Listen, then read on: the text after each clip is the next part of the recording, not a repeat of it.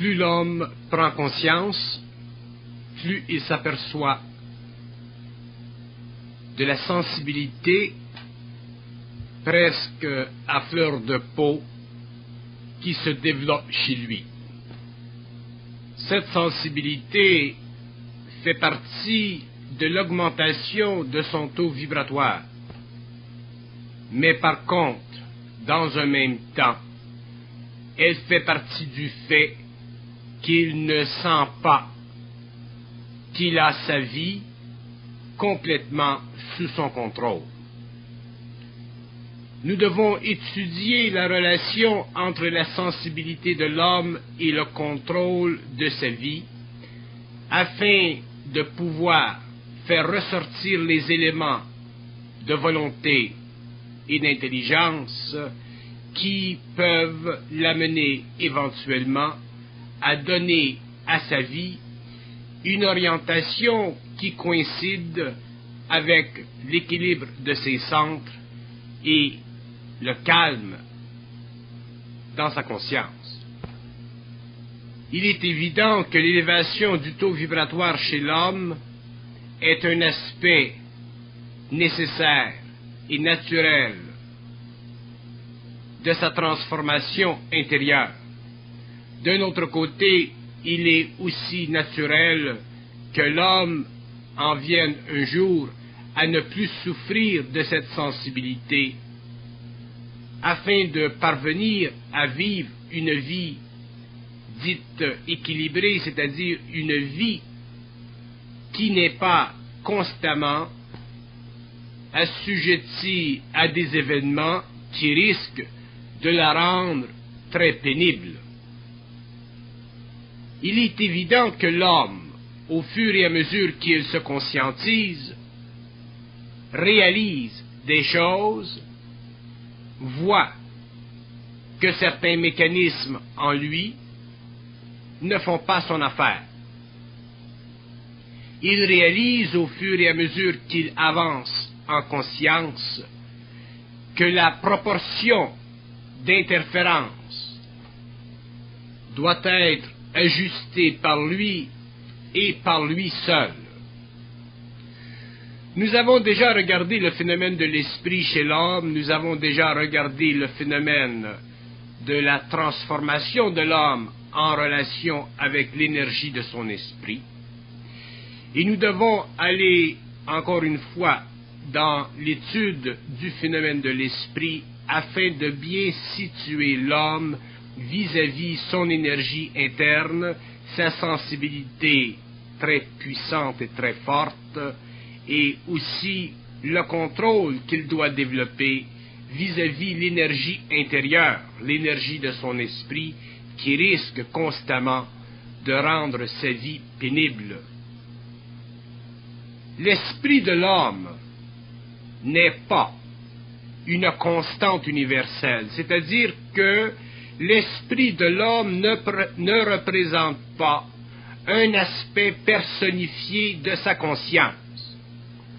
Ceci est très difficile à l'homme de réaliser parce que l'homme vit sur le plan mental en fonction de pensées créées par une énergie qu'il appelle esprit et que lui a déjà personnifié à cause de la spiritualisation de son mental au cours des âges passés. Mais cette habitude de l'homme est une habitude foncièrement reliée à la trahison de sa nature, à cause des influences de toutes sortes qu'il a vécues et connues au cours de l'histoire de l'humanité. Il est difficile à l'homme de séparer ses pensées du phénomène de la personnification de ses pensées, de sorte qu'il lui est presque impossible de réaliser que ses pensées n'ont absolument rien à faire avec son esprit, mais que ses pensées sont le produit de l'activité vibratoire de son esprit sur le plan mental.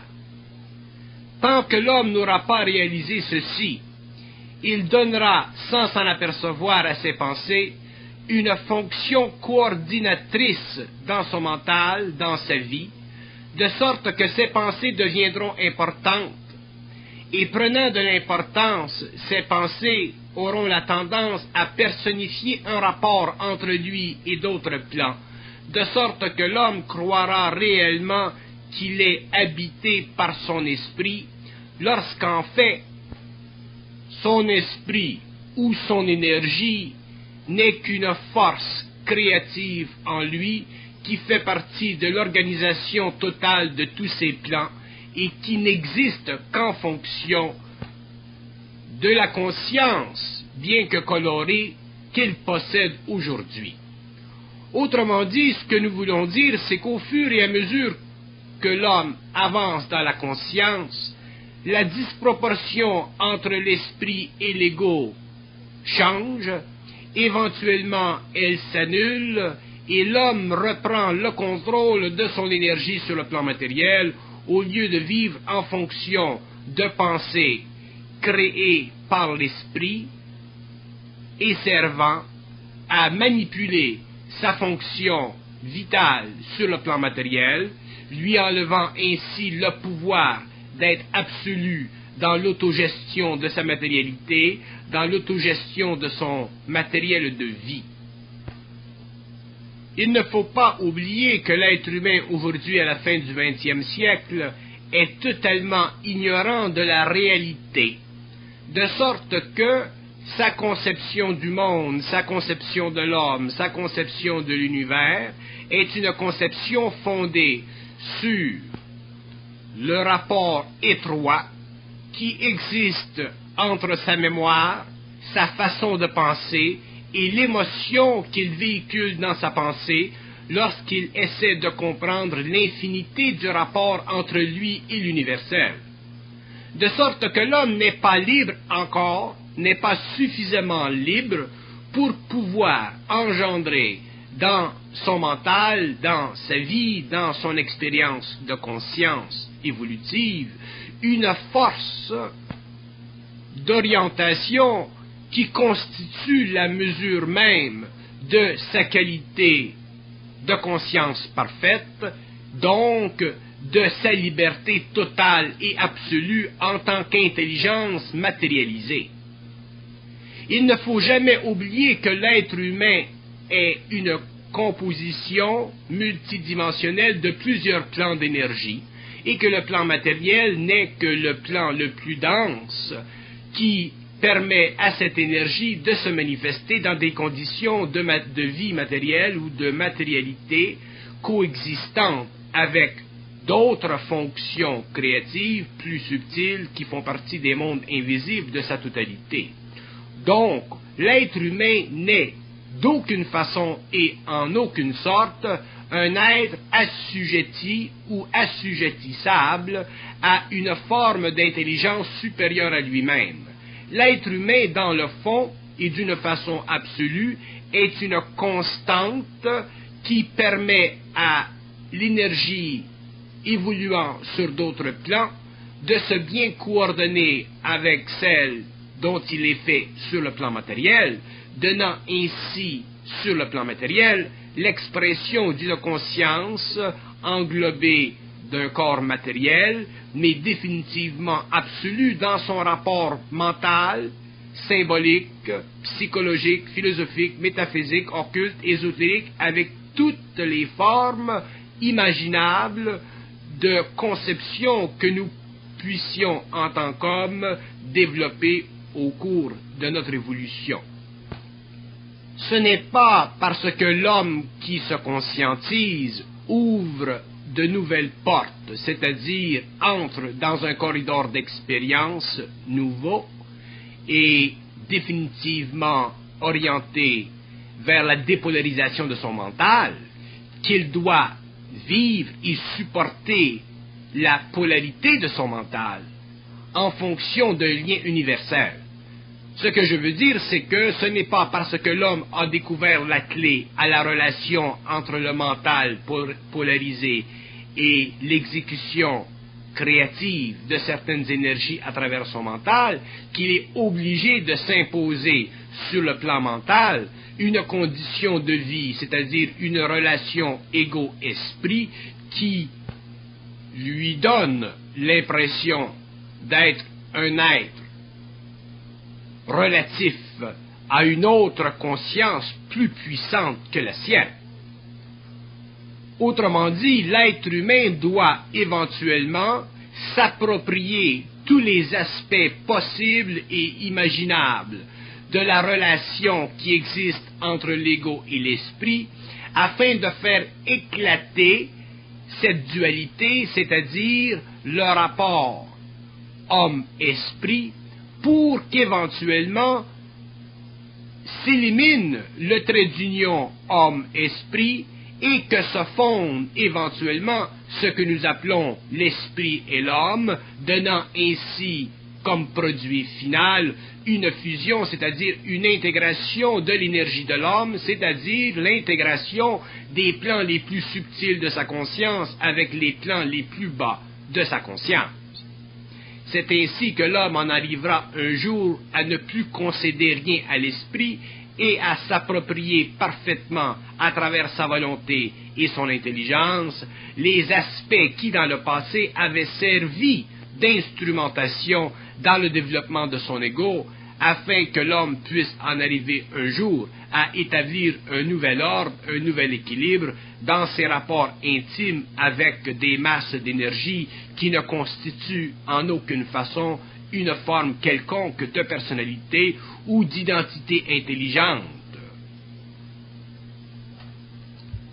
La destruction dans l'homme de cette dualité, et je dis bien dualité, je ne parle pas de polarité, la destruction dans l'homme de cette dualité d'homme-esprit est fondée sur le fait que l'homme pense et que dans sa façon de penser, il existe encore des aspects qui continuent à bouleverser la relation universelle de ses principes, empêchant ainsi l'homme de vivre de l'axialité de ses énergies et empêchant aussi l'homme de réaliser sur le plan matériel un total contrôle de son énergie jusqu'au point où il puisse un jour en arriver à ne plus souffrir dans sa sensibilité, c'est-à-dire à ne plus souffrir des conditions désharmonieuses qui existent dans sa vie à cause de l'ouverture de ses centres et à cause du rapport de plus en plus étroit entre une énergie extrêmement subtile, dite esprit, et une énergie plus dense, celle de l'homme, celle du mortel et de sa conscience. L'étude que l'homme doit faire sur le plan planétaire et sur le plan cosmique, c'est l'étude de l'homme, ce n'est pas l'étude de l'esprit. Je veux dire que l'homme doit concentrer ses efforts sur l'approportionnement de ses énergies internes pour le bénéfice de lui-même et non pas l'étude psychologique ou métaphysique de l'esprit qui aurait comme conséquence dans sa vie de dilater son espace mental afin de lui permettre d'englober à une plus haute échelle des concepts d'énergie qui automatiquement créeraient en lui une autre énergie servant à le manipuler et à retarder la synthèse de sa construction énergétique. L'homme doit apprendre à étudier l'homme, parce que c'est dans l'homme qu'existe, que se concrétise le rapport absolu entre les plans les plus subtils et les plans les plus denses. L'homme a trop tendance à regarder trop loin en lui-même, il a trop tendance à regarder très loin en lui-même, et il n'a pas tendance à regarder vis-à-vis lui-même. L'homme cherche plutôt les réponses à sa vie ou à la vie en fonction des espaces invisibles, subtils, dits de l'esprit, au lieu de regarder la réponse à la vie en fonction de ce que lui peut opposer à l'énergisation qu'il subit à partir de ces espaces. L'homme n'est pas capable encore de se référer à lui-même.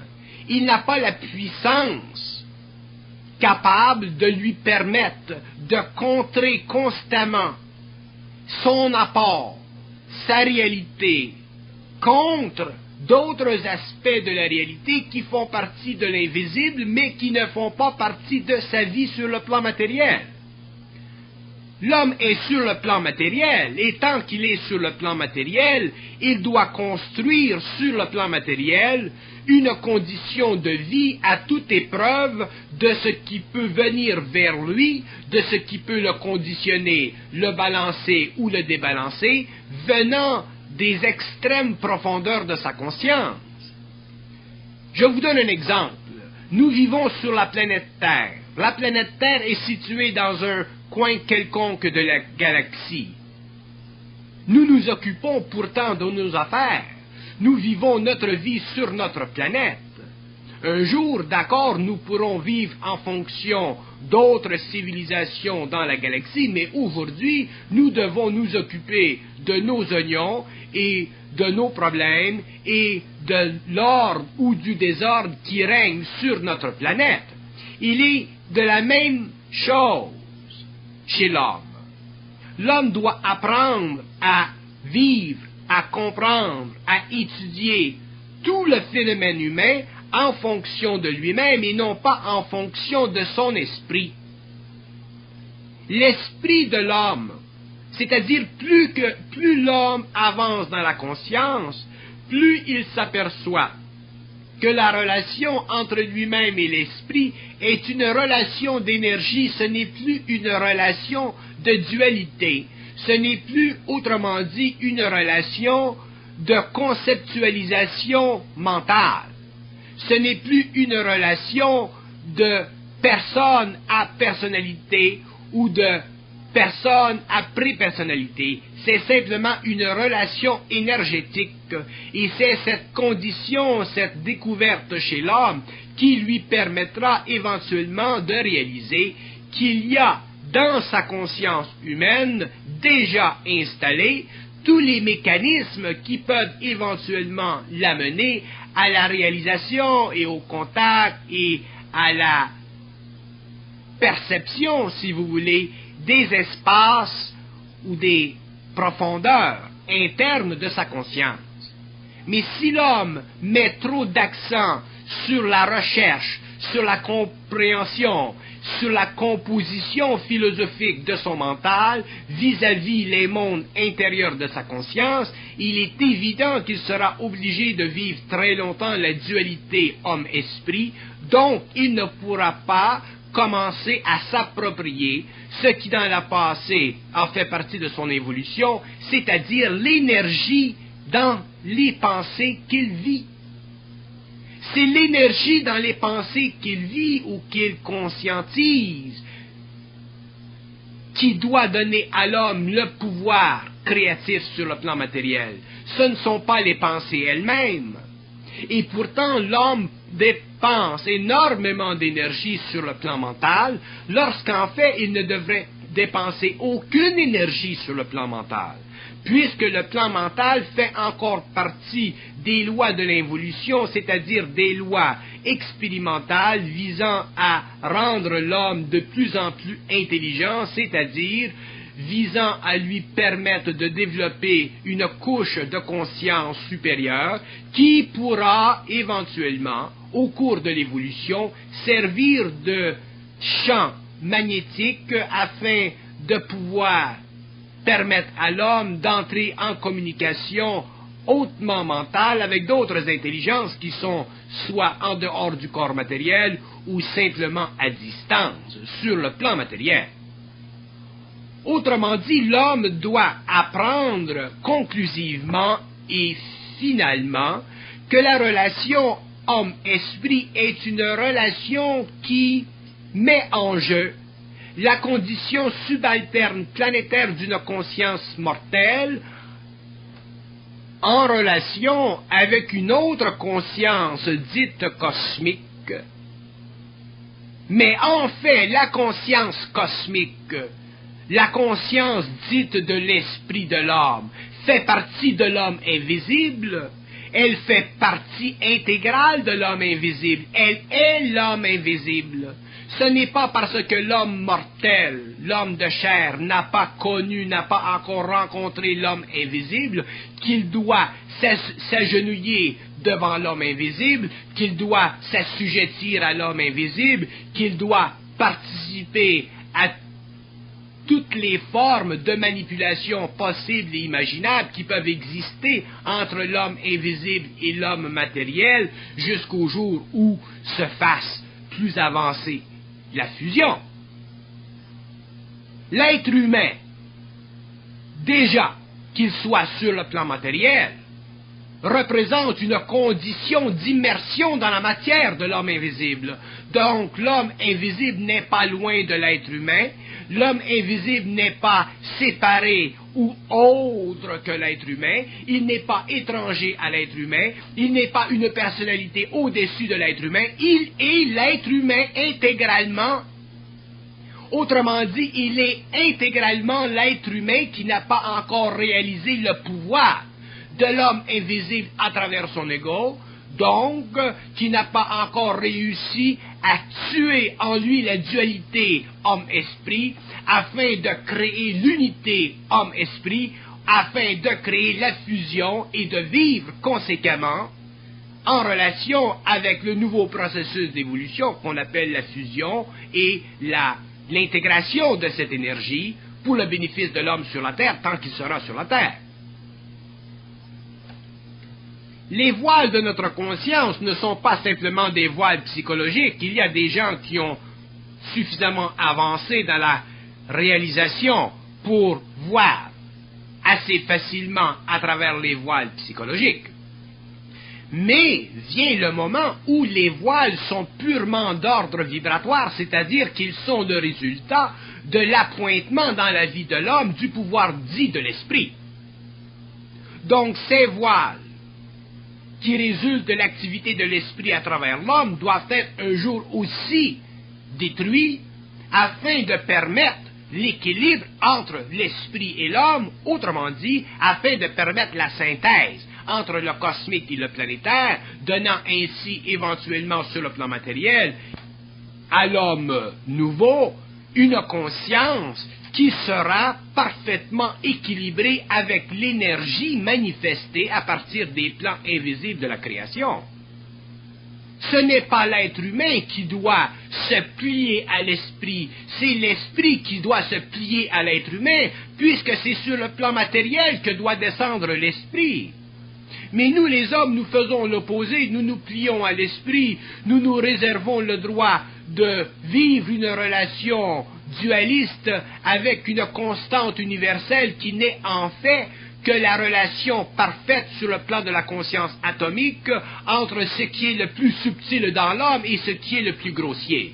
Autrement dit, nous sommes absolument grossiers dans notre conscience et c'est pourquoi nous n'avons pas la subtilité nécessaire pour nous donner sur le plan matériel, tant que nous sommes là, les conditions de vie qui doivent être le résultat absolu d'une constante relation entre l'invisible ou l'énergie de l'invisible ou l'énergie dite de l'esprit et l'homme.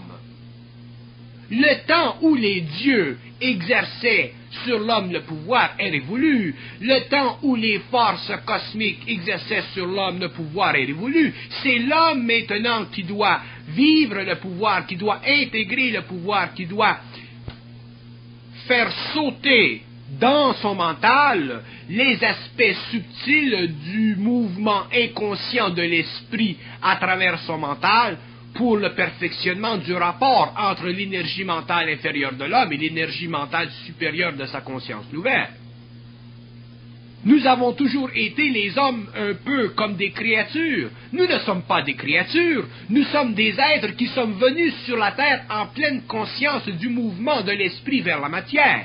Nous ne sommes pas des êtres qui avons été créés pour le bénéfice d'autres civilisations. Nous sommes des êtres qui avons participé à la création. Nous sommes des êtres qui avons participé à l'expérimentation cosmique d'une forme, d'une race, sur un plan que nous voulions éventuellement habiter afin de parfaire notre relation avec la matière. L'homme est esprit. Et il est grand temps que ceux qui sont en voie de découverte, qui sont en voie d'évolution, de réaliser que l'homme effectivement est esprit et que la dualité n'existe pas et que la dualité un jour n'existera plus dans l'homme. Et lorsque la dualité n'existera plus dans l'homme, c'est là que nous dirons que l'homme ou que l'esprit a ou est dans la matière. Mais nous avons des formes de pensée qui donnent confiance à nos attitudes mentales. Nous avons des formes de pensée qui cohabitent avec la mémoire de l'humanité ou avec la mémoire de l'homme. Nous n'avons pas des pensées qui sont absolument créatives, c'est-à-dire des pensées qui sont le résultat de la relation entre l'esprit et l'homme. Nous n'avons pas des pensées qui sont en dehors des lois de l'évolution. Nous avons des pensées qui font partie du passé, nous avons des pensées qui font partie de l'ésotérisme, de l'occultisme, de la métaphysique, de la philosophie, de la religion, de la spiritualité. Nous avons des pensées qui ne sont pas réelles. Et nous vivons de ces pensées et nous voulons, avec ces pensées, nous rapprocher de nous-mêmes, c'est-à-dire éteindre la dualité qui existe entre l'homme et l'esprit. C'est impossible. Pour éteindre la dualité entre l'homme et l'esprit, il faut que l'homme prenne le contrôle de l'invisible, comme dans le passé, l'invisible avait le contrôle de l'homme. Pendant l'évolution, l'invisible avait le contrôle de l'homme. Pendant l'évolution, l'homme aura le contrôle de l'invisible. Autrement dit, il y aura une réorganisation du pouvoir dans le cosmos. Au lieu que le pouvoir soit sur des plans plus subtils que la matière, le pouvoir sera sur la matière et le pouvoir utilisera les plans subtils afin de faire descendre dans la matière les nouvelles conditions de l'évolution. Il faut que l'homme s'éveille à cette réalité. Il faut que l'homme prenne conscience de cette nouvelle réalité parce que cette nouvelle réalité fait partie du nouveau processus d'évolution. Elle ne fait pas partie du désir spirituel de l'esprit de descendre dans l'homme pour le bénéfice de l'homme et l'évolution de l'esprit. Elle fait partie du bénéfice éventuel que l'homme doit redécouvrir à cause de la perpétuation dans le cosmos du mouvement de l'esprit à travers un corps matériel qui maintenant est prêt à recevoir les aspects vibratoires de cette énergie qui font partie de l'essence de l'homme, qui ont toujours fait partie de l'essence de l'homme, mais dont l'homme a toujours été inconscient parce qu'il était dans le passé contrôlé sur le plan de sa conscience mentale par des entités qui n'avaient pas encore fait tout le trajet nécessaire pour la descente parfaite dans la matière de l'homme, c'est-à-dire le monde de la mort, le monde des âmes, le monde des esprits qui un jour devront revenir, descendre dans le monde de la matière afin de faire éclater la dualité eux aussi pour pouvoir éventuellement parvenir à habiter des univers un peu plus élevés que le monde astral. Donc, la très grande sensibilité que supporte, que souffre l'homme qui se conscientise, est une sensibilité qui doit être ajustée. Et elle ne peut être ajustée que par lui-même. Mais elle ne sera ajustée par lui-même que lorsqu'il aura compris la nécessité de se rendre compte de l'ordre qu'il doit établir dans sa vie matérielle afin d'empêcher que se créent en lui ces débalancements d'énergie qui sont le résultat du mouvement de l'esprit à travers les principes inférieurs de son corps matériel, ou de son corps mental, ou de son corps astral et vital. C'est l'homme qui doit arrêter éventuellement le trouble dans sa conscience. Ce n'est pas l'esprit, puisque l'esprit n'a pas de conscience de l'homme, que l'esprit fait partie de la conscience de l'homme, et que la conscience de l'homme fait partie de l'homme lui-même. Il ne peut pas, lui, s'attendre à ce que l'esprit s'occupe de lui. C'est l'homme lui-même qui doit s'occuper de lui, mais il s'occupe de lui au fur et à mesure qu'il apprend à contrôler l'esprit. L'esprit, c'est une énergie. Oui, cette énergie a ou nous donne l'impression d'être personnalisée parce que nous avons un plan mental qui pense. Nous sommes encore liés à l'évolution. Donc, tant que nous sommes liés à l'évolution, tant que nous n'avons pas la capacité de sortir naturellement et à volonté de notre corps matériel pour aller dans les terres, nous sommes prisonniers de l'évolution, c'est-à-dire que nous sommes forcés de vivre le passage de l'esprit à travers le plan mental. Et lorsque ceci se fait, il y a naturellement sensibilisation chez nous, il y a naturellement un désagréable mouvement de cette énergie à travers l'homme. Mais, si nous comprenons ce processus, et si nous savons intégralement que la dualité entre l'homme et l'esprit n'est qu'une dualité qui relève du fait que nous pensons, à ce moment-là, nous sommes capables de commencer à restreindre le pouvoir vibratoire de l'esprit à travers nos centres, c'est-à-dire le pouvoir vibratoire de l'énergie à travers nos centres, ce qui nous amène petit à petit à une coupure radicale entre l'activité du mental inférieur et du mental supérieur, donc à un calme mental de plus en plus profond, de plus en plus permanent, de plus en plus long, jusqu'au jour où nous serons naturellement dans une conscience qui ne relèvera que de nous, dans une activité créative qui ne relèvera que de nous, dans une activité mentale, pensante, subjective qui n'existera plus. Les êtres conscients souffrent plus du phénomène de l'esprit que les êtres inconscients, c'est normal. Mais d'un autre côté, les êtres conscients, un jour, doivent en arriver à ne plus souffrir du phénomène de l'esprit, afin de pouvoir vivre sur le plan matériel une vie qui est consistante avec le degré absolu de la conscience de l'homme. Et ce degré absolu de conscience humaine est l'indicateur ou l'indicatif qui est à la mesure de sa créativité. L'homme ne peut pas être créatif absolument tant qu'il n'a pas absolument contrôlé le jeu de l'esprit dans son mental, donc tant qu'il n'a pas tué la dualité entre lui et l'esprit. Un jour, le mot « esprit » ne devra plus exister dans la conscience de l'homme. Mais ce mot, ou cette réalisation, ou cette conscience de l'esprit ne s'éteindra que lorsque l'homme aura parfaitement et complètement repris le contrôle de ses énergies, c'est-à-dire lorsque l'homme aura vécu suffisamment d'expériences vibratoires dans le domaine de sa conscience pour vivre la superimposition de l'homme invisible sur l'homme matériel. Et regardez encore, nous parlons de l'homme invisible et de l'homme matériel, et automatiquement nous avons encore de la dualité. L'homme invisible fait partie de la construction atomique de la conscience de l'homme matériel. L'homme invisible, ce n'est pas quelque chose qui est en dehors de l'homme matériel. L'homme invisible est déjà dans l'homme matériel. L'homme invisible, c'est la continuité sur un autre plan vibratoire de la réalité de la conscience totale de l'homme. Il n'y a pas de différence entre l'homme invisible et l'homme matériel. La seule différence est que l'homme matériel est forcé de vivre sous le joug de la sensorialité. L'homme matériel est obligé de vivre à l'intérieur de ses sens. Il est obligé de vivre en fonction de ses sens. Alors que l'homme invisible vit en dehors des sens de l'homme matériel. Mais il n'y a pas de différence dans la conscience de l'homme matériel et la conscience de l'homme invisible. Tout ceci fait partie d'un tout. Si vous prenez le siège d'une automobile et que vous le sortez de l'automobile, ce n'est pas parce que vous le sortez de l'automobile que le siège ne fait pas partie de l'automobile. Il s'agit pour nous les hommes de vivre d'une façon intégrale, c'est-à-dire de réaliser sur le plan de notre mental qu'il n'y a pas de différence entre notre matérialité et notre invisibilité. Ce qui nous empêche de comprendre et de saisir la réalité de ceci, c'est que nous n'avons pas accès à notre invisibilité. Regardez le soir lorsque vous dormez. Lorsque vous dormez, vous n'êtes plus dans votre corps matériel, vous sortez dans votre corps matériel, vous continuez à vivre d'une conscience très colorée, si vous voulez, mais sur d'autres plans.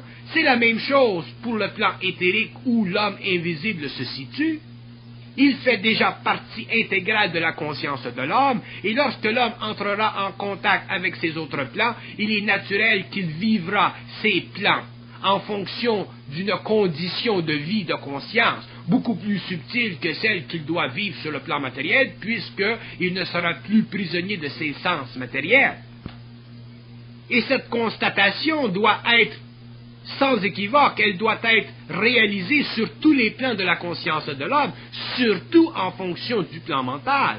C'est au niveau du plan mental que l'homme commence à vivre la dissociation entre lui-même et son énergie. C'est à cause du plan mental que l'homme perçoit possiblement qu'il y a une dualité en lui. C'est à cause du plan mental que l'homme a créé la nécessité de se créer un Dieu. C'est à cause du plan mental que l'homme se voit constamment dans un rapport de finitude et d'infinitude, dans un rapport de densité matérielle avec l'infinité subtile de l'énergie indifférenciée. C'est à cause de son plan mental.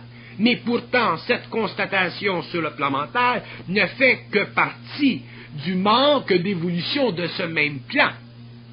Si l'homme était très évolué sur le plan mental, il saurait très certainement et d'une façon absolue que la constante universelle de son organisation énergétique fait partie du mouvement de l'énergie vers les plans les plus bas. Mouvement d'énergie qui est parfaitement en relation, ou qui doit être parfaitement en relation harmonieuse avec les plans les plus élevés de l'homme. Donc il n'y a plus à ce moment-là pour l'homme de nécessité de vivre constamment sous cette souffrance maudite que j'appelle la sensibilité vibratoire de l'homme nouveau. Il faut que l'homme nouveau en arrive éventuellement à vivre dans sa conscience humaine d'une façon parfaitement équilibrée. Mais nous n'avons pas encore dépassé le stade de la crise spirituelle. La crise spirituelle de l'homme, elle va très loin. Elle va jusqu'aux confins de sa conscience. Elle va jusqu'aux limites de sa conscience. En dehors de la conscience subjective, astrale, mentale de l'homme, il y a une autre conscience. En dehors de cette conscience humaine dite planétaire, il y a une autre conscience qui fait partie de la conscience cosmique de l'homme. Et cette conscience ne peut venir à l'homme, ne peut faire partie de l'homme que lorsqu'il a complètement dépassé les nœuds qui constituent l'ordre mental qu'il voit ou qu'il conceptualise en ce qui concerne la relation entre le matériel et l'invisible. La grande sensibilité de l'homme qui se conscientise est due au fait qu'il n'a pas encore réalisé la qualité absolue de sa conscience et qu'il voit naturellement qu'un mouvement vibratoire quelconque à travers ses centres vise à créer une interférence avec le bien-être de sa conscience matérielle. Mais ceci fait partie de la condition de l'évolution future. Ceci fait partie de la transmutation de l'homme. C'est à l'homme de pouvoir créer suffisamment de volonté sur le plan matériel afin de développer suffisamment d'intelligence lucide, afin de ne plus être victime de la sensibilisation créée par l'énergie qui devient de plus en plus intense dans ses corps subtils. C'est à l'homme de pouvoir, éventuellement, neutraliser la dualité dans sa conscience, parce que la sensibilité que nous vivons sur le plan matériel, elle est en fonction de la dualité homme-esprit que nous vivons. Remarquez par exemple que l'homme inconscient ne souffre pas de la dualité homme-esprit, donc il ne souffre pas de la sensibilité vibratoire que connaît l'homme conscient.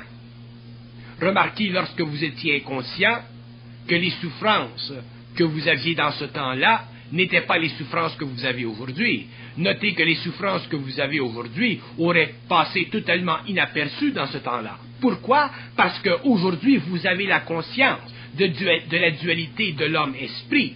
Et cette conscience de la dualité de l'homme-esprit ne peut être neutralisée que par votre volonté et votre intelligence, c'est-à-dire par leur accord parfait entre votre énergie et votre matière. Nous vivons sur la terre comme si nous devons attendre que les dieux nous donnent de la connaissance afin que nous puissions comprendre les mystères de la vie. Nous vivons comme si nous devons attendre que les dieux nous fassent la joie, nous donnent le plaisir d'apprendre des choses merveilleuses, lorsque en fait nous sommes merveilleux. L'homme est merveilleux. Il ne s'agit pour lui que de réaliser qu'il l'est. Et tant que l'homme n'aura pas réalisé qu'il est merveilleux, c'est-à-dire qu'il tient dans sa conscience, qu'il tient dans ses mains la merveille de la création, c'est-à-dire la science de la création, c'est-à-dire la connaissance profonde et parfaite des mécanismes occultes, invisibles, de l'organisation des différents plans de la hiérarchie, à ce moment-là, il est assujetti à la dualité homme-esprit. Donc, il est sujet à vivre une initiation qui le mène de plus en plus loin jusqu'au jour où il sera capable de par lui-même d'arracher à l'esprit, c'est-à-dire d'arracher à l'aspect dualistique de sa conscience, l'aspect absolu de son savoir, lui permettant ainsi d'en arriver un jour sur le plan matériel à fonctionner d'une façon intégrale, d'une façon totalement centrique, totalement créative et totalement dénuée du besoin de croire qu'il y a en lui deux aspects lorsque l'homme est fait et construit simplement d'énergie. Ce sont les différents rapports de l'énergie qui créent les aspects. Et ce sont les aspects qui nous donnent la dualité, comme ce sont les aspects qui nous donnent la polarité, comme ce sont les aspects qui séparent l'homme de sa puissance, de sa volonté, de son intelligence.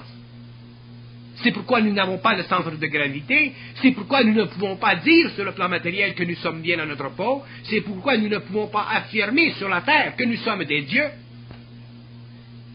Croyez-vous pour un instant que des intelligences qui évoluent en dehors du corps matériel sur d'autres plans vont venir à la rescousse de l'homme, à l'aide de l'homme?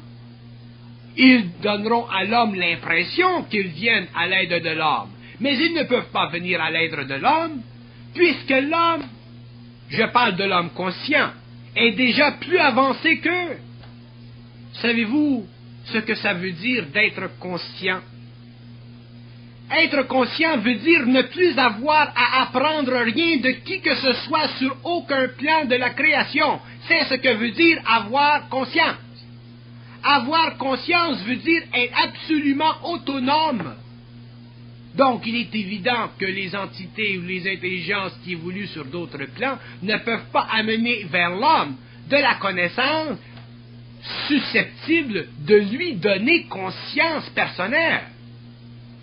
Elles peuvent apporter de la connaissance susceptible de lui donner un mode de pensée servant à générer en lui d'autres appétits intellectuels, mais elles ne peuvent pas donner à l'homme de la connaissance servant à intégrer l'énergie avec lui-même, puisque ces êtres sont déjà en dehors de cette condition. Ce sont des êtres qui ne sont pas dans cette condition. Et seuls les êtres qui sont dans la condition de l'intégration de l'énergie avec les plans inférieurs peuvent donner à l'homme des clés qui constituent le mouvement perpétuel de l'énergie à travers les différents plans de la création. Donc, lorsque l'homme aura réalisé ceci, lorsque l'homme aura compris ceci, lorsque l'homme aura senti qu'il est une totalité, il commencera à prendre en main l'évolution de sa conscience, la programmation de sa conscience, la relation qui doit exister entre lui-même et l'énergie en lui, et il pourra, à partir de ce moment-là, commencer à créer les fondations nécessaires pour l'évolution des races futures qui auront besoin de son instruction, afin qu'elles aussi puissent en arriver un jour à bénéficier de ce que les premiers hommes conscients auront découvert de la réalité cosmique et planétaire.